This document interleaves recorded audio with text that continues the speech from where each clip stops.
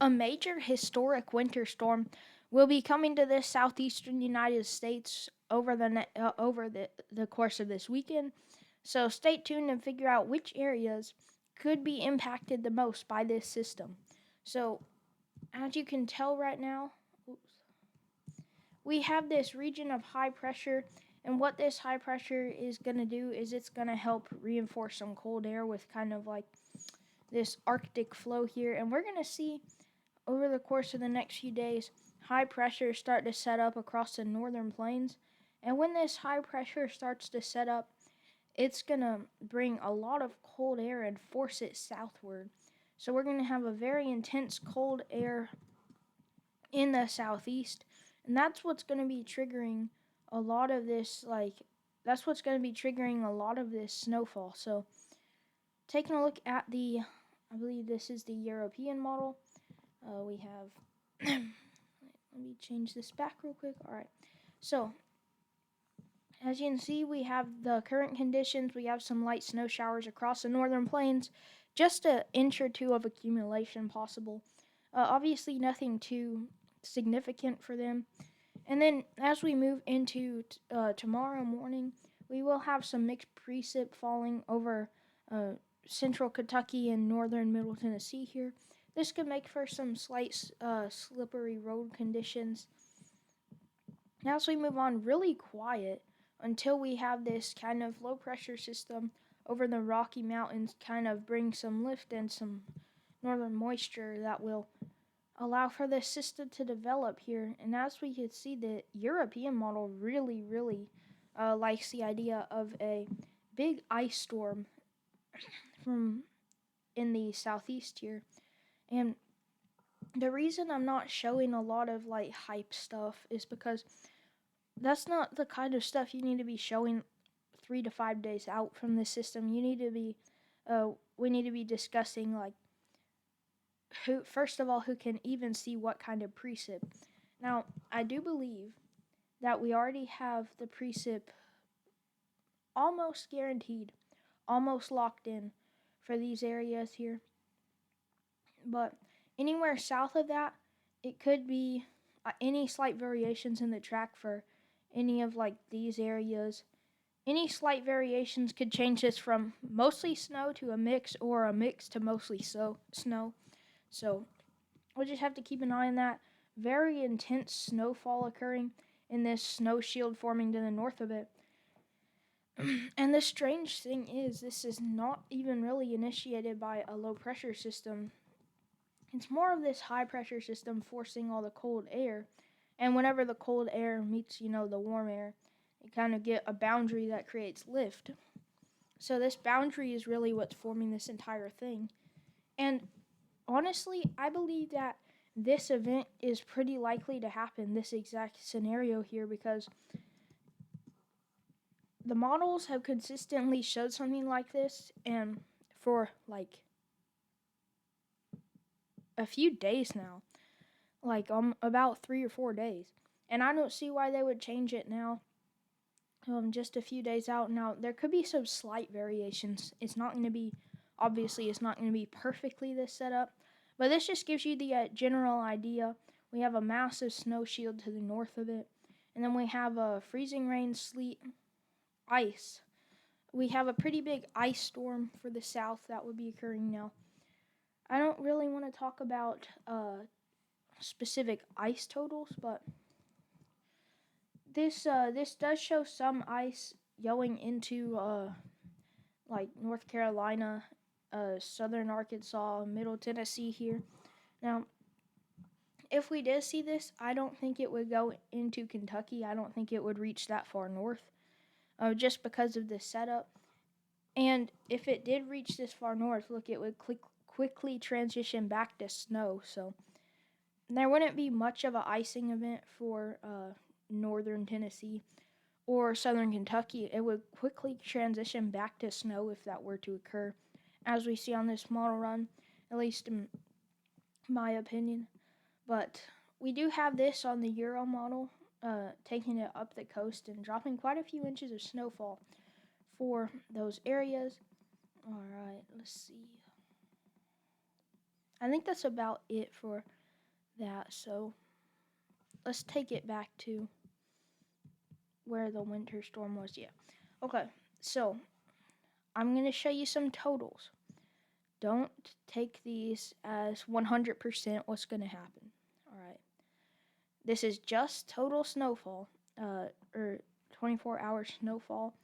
So what we see happening is we have this big storm coming through. So for the plains, it looks like it's showing about 10 inches of snow for some areas in southeastern Oklahoma, areas in Arkansas, and then shifting eastward towards Tennessee. We do have potentially 12 to 16 inches of snow in this little band here. So even if it did show a little bit of mixing there, it's still showing pretty good snowfall amounts here, as well as a nice little band here over North Carolina. Now, I do want to say, don't take this as exactly what's going to happen.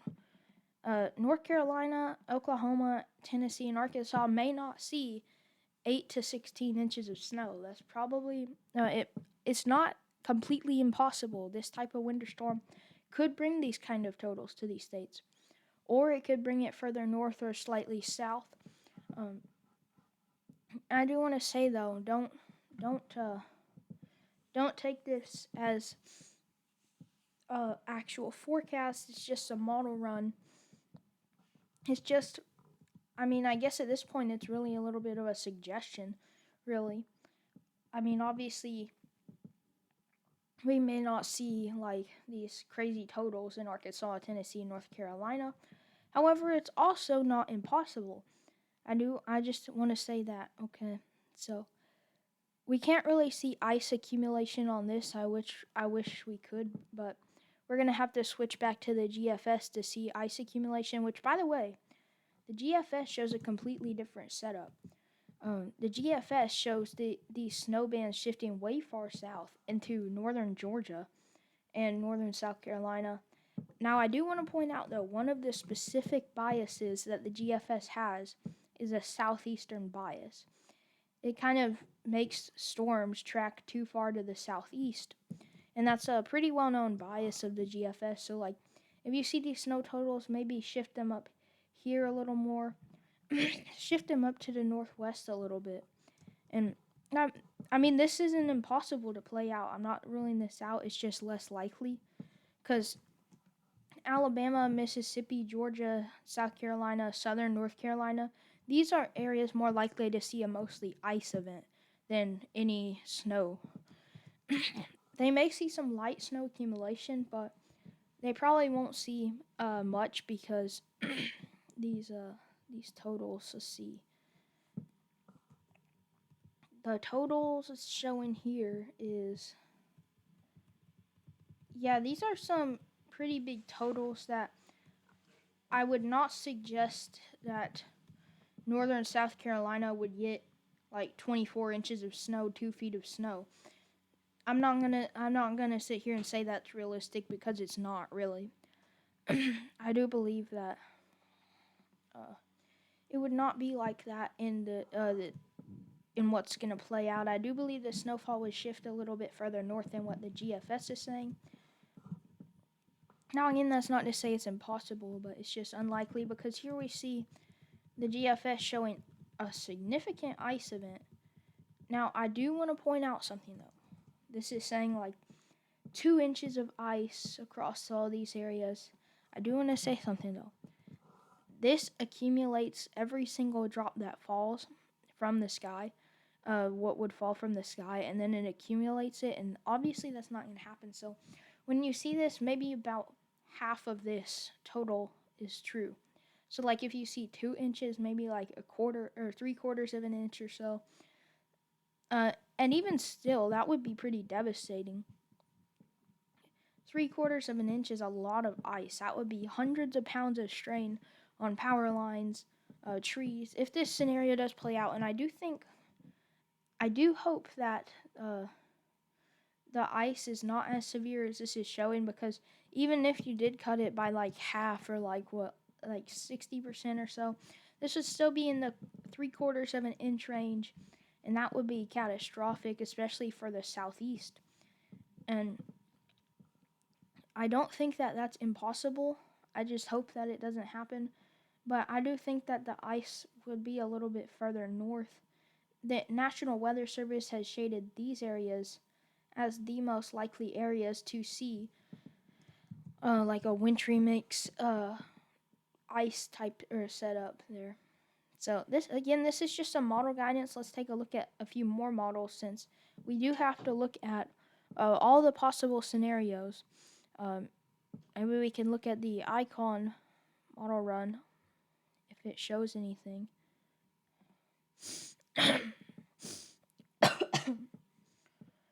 Let's see. Yeah, it does, and it does play out like this. So the icon shows a massive snow band of like 8 inches plus all the way through these areas, even into northern Tennessee and southern Kentucky and northern North Carolina. Now, these exact totals, it's kind of hard to tell exact totals from this far out. I just want to say that. So, more at this point, we're more like fine-tuning who's going to see snow and who's not. But it's always interesting to see the totals and what they could be and how they how everything could play out. Now, since I'm talking about how we should be more fine-tuning who's going to see snow or not, we'll take a look at that on the icon model. And it does show that a little bit farther north push of freezing rain. And this would limit the snowfall totals for areas in North Carolina and southern Tennessee. Now, it would end as snow again for some of these areas, and that would boost the snowfall totals a little bit. So, ice accumulation, I'm not sure that we can look at that on here. Yeah, they don't have ice on this model. It would be nice if they did, but let's take a look at the NAM model. This goes about 84 hours out, so I don't know that this would cover into the weekend. Let's see. It does look like it covers just when the storm is starting. So when the storm is starting, the NAM shows a thick band of ice in Texas. So this is similar to the Euro model. So this would probably take a similar track to the Euro model. I would assume like the snow shield and like the snow shield taking this kind of track. I would assume it would be similar to that. So we'll just have to see how that plays out. The ice in this scenario would likely be this line, along this line, and a little bit north, maybe into northern Georgia, northern Alabama, and Mississippi. So let's take a look at the winter weather. I clicked on severe weather, didn't I? Let's see. Okay, so we can see the total snowfall for this. So just when the system is starting, it would already be dropping about 4 to 5 inches of snow across these regions. And this would be a pretty good winter storm just based on that alone. However, we would have to see how the track would go, though, in order to kind of realistically get the snow totals for areas to the east. Now, again, we do have a lot of possibilities, and not all of these possibilities are going to play out, obviously. We are going to have some variations to all the model runs. Like, I don't believe one single model run would play out perfectly, and if it did, that would be super impressive, but I don't believe that that would that would play out. So let's take a look at the European ensemble model for the snowfall depth forecast. So it looks like at the peak it's showing about 8 to 10 inches of snow through these areas, and this is taken like 51 models combined. So this isn't just taking like one model and showing, hey, look, this is what's going to happen. This is actually taking 51 models. So this is basically an average of all these models. So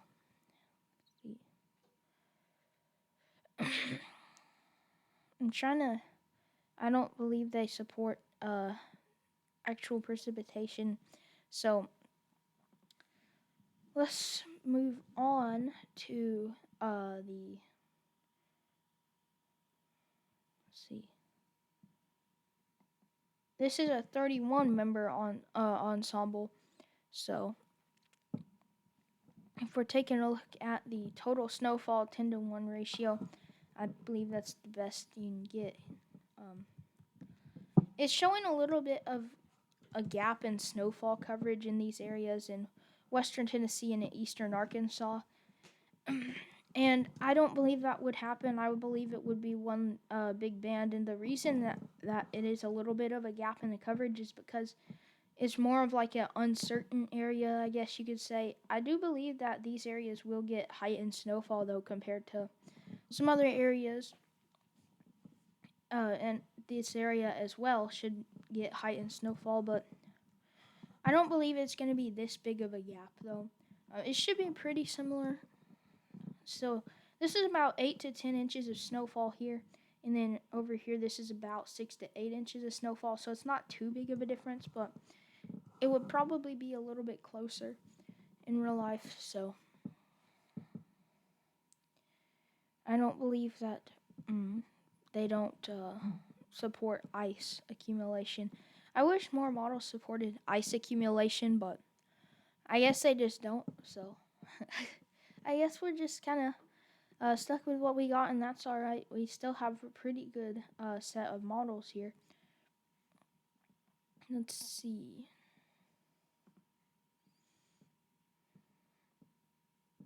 I don't believe, let's see.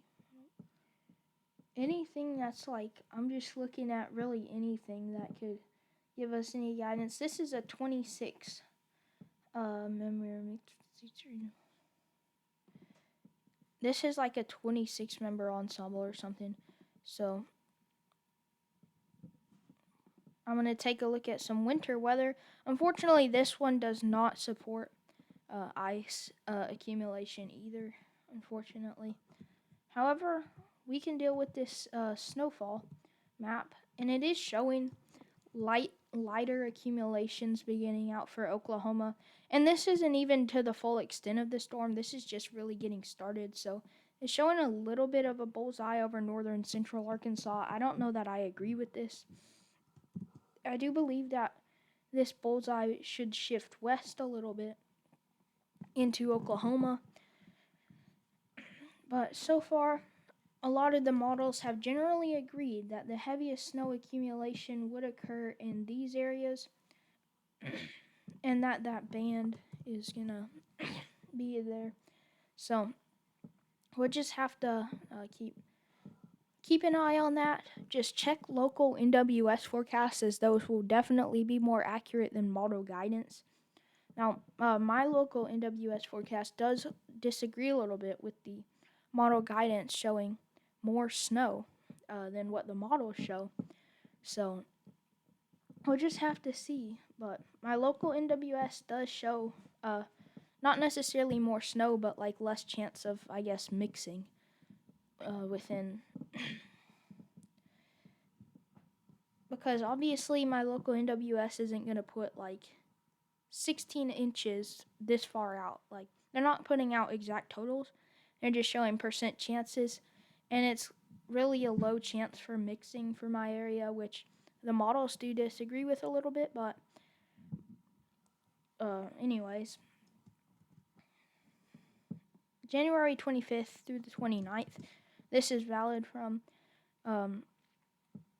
those time frames. And as you can see, very intense cold across the east. This is what's going to really reinforce that snow, this intense cold, and even after the snow. So this, even if we do see snow, it's going to stick around for potentially up to a week. Uh, and any ice accumulations could stick around for a few days. Hopefully that any ice melts, because that would just keep the power down for longer if it does get that heavy. And then we have quite the ridge out west, so pretty warm out in the western states. We do have this band of below average precipitation, which I think is kind of funny because this is where the storm is forecasted to track through. So that's pretty interesting, because this is like the day that the storm is supposed to be over on the 25th, I do believe. It may still be in the eastern states. That may be why above average precipitation is forecast for the very far east. And then we do have the Climate Prediction Center 8 to 14 day. As you can see, colder out east and warmer out west, as well as just generally drier throughout the nation. And then a wetter west, and then extreme southern states should be warm or drier or wetter. So we do see today we have a little bit of mixed precipitation starting out in this little corner here of Kentucky, Missouri, Tennessee, Arkansas, that area. And as we move on to tomorrow, it kind of spreads out a little more. And this is not the main system, by the way. This is not the main system.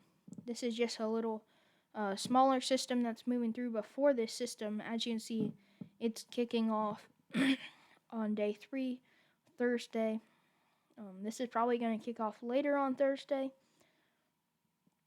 And we do see a little bit of a band of ice and then a band of snow forming over top along this frontal boundary here. And I believe where the frontal boundary sits during the storm is going to play a big factor in who's going to see ice and who is not. So we also do have this. So this is what I'm talking about. We have the chance of at least a moderate winter storm, pretty great along these areas here.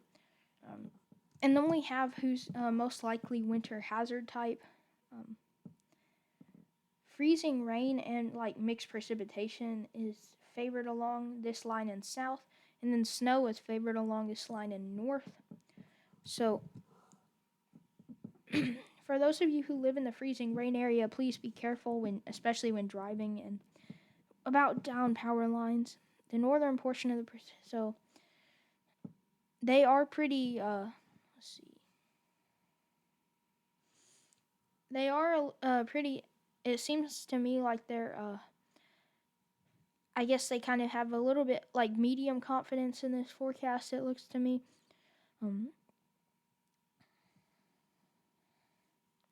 So that's a good sign if you're a snow lover and you live in the snow region. But still, this forecast can shift a little bit. Alrighty, so I do have this page pulled up here. As you can see, 6 p.m. Thursday night, and then this would be 12 a.m. Wednesday morning. We do have this little system here bringing, so this is Thursday night and Friday morning. This system here starting to bring some impacts. If we move ahead about 12 hours here, it's 6 a.m. Friday morning, and then 12 p.m. Friday. We can see that there isn't really much mixing that occurs within this region. And so that's a good sign that the National Weather Service, or the National Weather Service is showing not so much mixing. And then as you can see, 6 p.m. Friday night, no mixing at all really. This would be 12 a.m. Saturday morning. Saturday, 6 a.m. You can see heavy snow, not as much mixing on the NWS. 12 p.m. Saturday, 6 p.m. Saturday night, 12 a.m. Sunday morning, 6 a.m. Sunday, 12 p.m. Sunday. Everything's moving up the coast now. But this is a good sign if you are in the ice area for the models, because this doesn't show as much mixing or as severe mixing in these regions. This will be more of a snow event according to this. So, but again, this is just a this is just like a overview though of the 12 hours. So it's not for every single hour, but it just kind of gives you a general idea. Not really much mixing has occurred on the models. So this is a very good sign for for those who don't like the ice and who are scared of the ice risk. Not as much ice shown on this as was shown on the models. We do have the even the Weather Prediction Center coming into agreement with this. This is where the main mixing would occur: freezing rain, sleet, and all that. Even the Weather Prediction Center showing that, and it's showing mostly snow, heavy snow for these regions. So there is a little bit of overlap here, and that's really the only region that overlaps. So this is a great sign for those who are scared of the ice. Although I do have to say though, this is not 100%, and it's probably going to be subject to change. And so even if you do live in these regions, I would just say still be prepared for anything. Be prepared for the worst case scenario, and also hope that the worst case scenario does not happen, but just be prepared for it in case it does happen. Because I'm not trying to be out here like fear mongering or whatever and trying to say that you're going to get like 2 inches of ice, because that's probably not going to happen. But I also do want everyone to be prepared for what could happen and be prepared for really any potential dangers that come along with it, including like down power lines, power outages. Obviously, that comes along with down power lines, and then also like I guess extreme cold. So that's really the things that come along with it. So, anyways, thank you for watching in today's video, and you should also check out EpicPen. You can get the free version, pen eraser, highlighter, as well as screenshot tool with 16 colors, or you can get the free version, $2 a month, pen eraser, highlighter, and also fading ink highlighted cursor, shapes tools, text tools, whiteboard and blackboard, screenshot tools, 24 colors, easy license management, and great value. So thank you for watching today's video, and I will see you in the next video. Bye.